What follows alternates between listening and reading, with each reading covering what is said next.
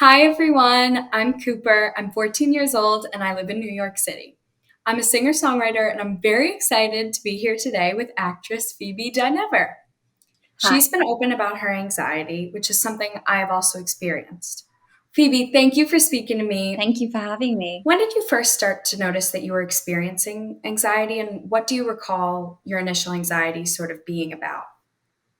Yeah, well, I think the last couple of years really is when, especially during COVID, I think it's when it really kicked in for me. But in hindsight, I think when I was at school, there wasn't really that much talk about anxiety. But I remember when I was doing my A levels, which I don't know the term for it in America, but my exams, um, I remember Yes. just I just wouldn't sleep before an exam and I would stay up all night and I thought it was just nerves, I guess, but in hindsight that was kind of pretty, that was kind of an obvious thing that I wasn't sleeping. I was stressed and I think that's when I started to put a lot of pressure on myself. Yeah. In what ways, big or small, did your anxiety begin to impact your mental health? Yeah, I mean, definitely sleep. I was not sleeping and I've got better at sleep now and but I wasn't getting enough sleep. And I think also just I wasn't really being present around people. I think I was always like, and I still do do this where I'm thinking ahead or my mind's spinning and I'm trying to be present in a moment, but I'm thinking about, you know, even just the simple things like stressing about what I'm going to eat for my next meal. And I need to do this and I need to do that. And constantly, I think I noticed my brain just kind of on a loop. Yeah. No, I can completely relate. I always find myself like skipping ahead rather than just like being present.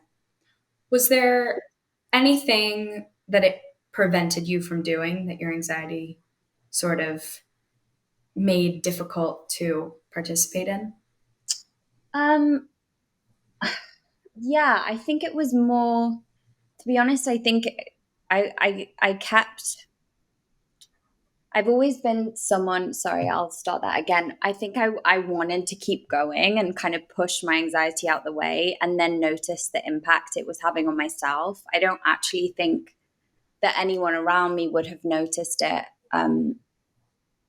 I seem quite social and it was the impact it was having on me, my sleep and my eating habits and just overall self-care, I think. Yeah. Yeah. Can you describe how you feel when you're anxious? Yes, I feel short of breath. I definitely can't breathe properly. My therapist will notice it. She'll be like, "You're not breathing."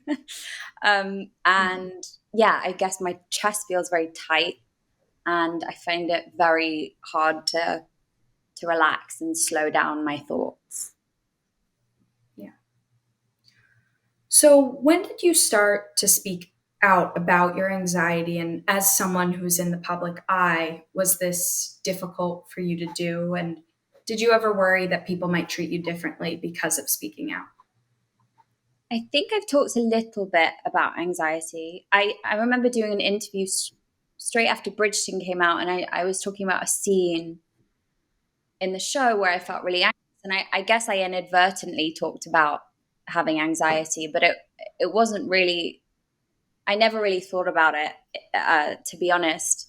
But then there is that fear, I guess, of people thinking it might affect your work or whatever. But I've really found that there's ways of using anxiety to your advantage. And I think in a lot of ways it helps my acting and my ability to transform into another character. So as much as it hinders me, I've found ways over the years to use it to my advantage. Yeah. How do you remind yourself, that you can get through these hard days and hard moments with your anxiety?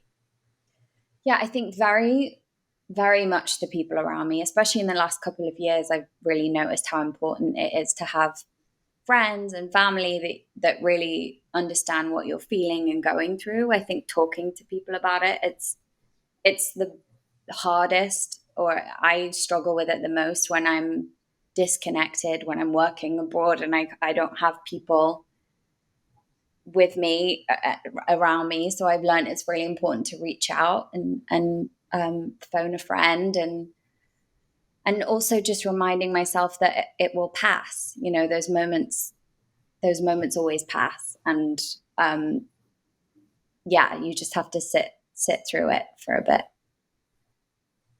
Yes.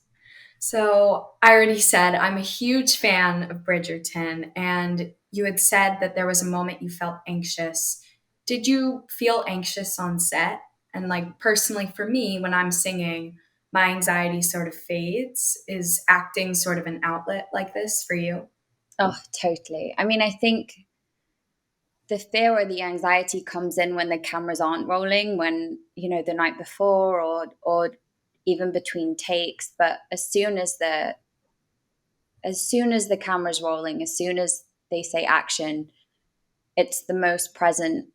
Like the anxiety just, I don't know how it is for you, but it dissolves, and I'm completely fully present and in the moment. And to be honest, I think that's the main reason I got into acting, is that I suddenly felt this kind of relief and this feeling of like being in my body that sometimes often in my life, although I'm working on it, I don't feel. So it's completely an escape for me.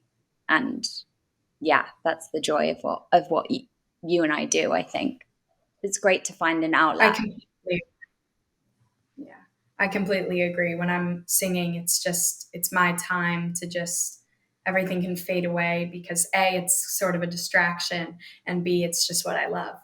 Yeah. So, anxiety is the most common mental health disorder, and there's going to be a lot of kids and teens with anxiety who will hopefully see this. But what would your advice to anyone struggling with anxiety be? Think it would be that you're definitely not alone. You can seek help. There's so many people now you can speak to. Child Mind Institute, obviously, being one of them, and doing the work, and also just knowing that you're really not alone. You know, when you're in a room full of people, there are other people going through the same thing, even though it may feel like you're the only person suffering in that room. You're almost certainly not. And yeah, just knowing, I guess, having people around you to hold you up. Um, but yeah, you're not alone. Yeah. I mean, for me, that's something I've always felt, that it's hard to feel like you're the only one struggling, but really there's so many other people around you that might be experiencing very similar or very different things, but Mm. there are people around you who can know how to hold you up. And I think that's great advice. Thank you so, so much for speaking with me, Phoebe. I think this conversation is going to help a lot of kids, and it's been very helpful to me to just hear your perspective. It's been such an honor. Thank you, Cooper. You're so grown up and articulate for 14. Like I'm so in awe of you. You're the coolest. Thank you so much for speaking with me. It's been a real honor to Thank you so much.